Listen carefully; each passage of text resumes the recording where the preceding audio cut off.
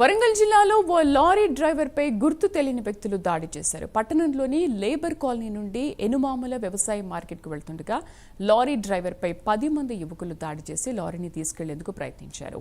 ఈ దాడిలో లారీ డ్రైవర్కు తీవ్ర గాయాలయ్యాయి. స్థానికులు క్షతగాత్రుని ఆసుపత్రికి తరలించారు. అయితే ఫినాన్స్ పెండింగ్లో ఉండడం వల్లే కన్సల్టెన్సీలు దాడి చేయించాయని బాధితుడు ఆరోపించారు. ఈ ఘటనపై పోలీసులు కేసు నమోదు చేసి దర్యాప్తు చేస్తున్నారు. బాధితుడికి న్యాయం చేయాలని నాయుడు పంపు వద్ద లారీ డ్రైవర్లు ధర్నాకు దిగారు.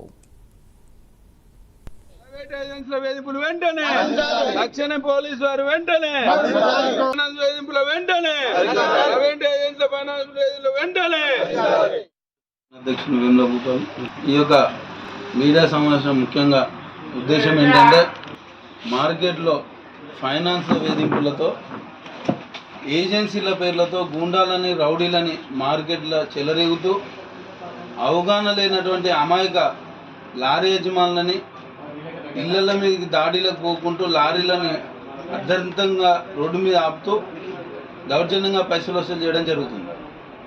అందులో ఉదాహరణకు భాగంగా నిన్న రాత్రి మా కుటుంబ సభ్యుడైనటువంటి లారీ యజమాని యూపీ లారీ నిన్న రాత్రి పూట ఆపి దౌర్జన్యంగా 10 మంది కొట్టి డబ్బులు లాక్కొని అదేవిధంగా ఆయన లారీని ఆయన మీదకి గుద్దడానికి ప్రయత్నం చేయగా ఆయన తప్పించుకోగా ప్రమాదవశాత్తు పూర్తి స్థాయిలో కాలు నుజ్జు కావడం జరిగింది. కానీ ఎలాంటి ఇన్ఫర్మేషన్ లేకుండా డైరెక్ట్ లారీలని ఇళ్ల మీద రోడ్లపైన లాక్కొని వాళ్ళ యొక్క కుటుంబాలని రోడ్డు మీద వేసే గూండాల రౌడీలని తక్షణమే వరంగల్ సిపి గారు వారిపై చొరవ తీసుకొని సామాన్యమైనటువంటి జీవనోపాధి కొనసాగిస్తున్న లారీ యజమానులని కాపాడాల్సిందిగా సిపి గారిని కోరుకుంటున్నాను.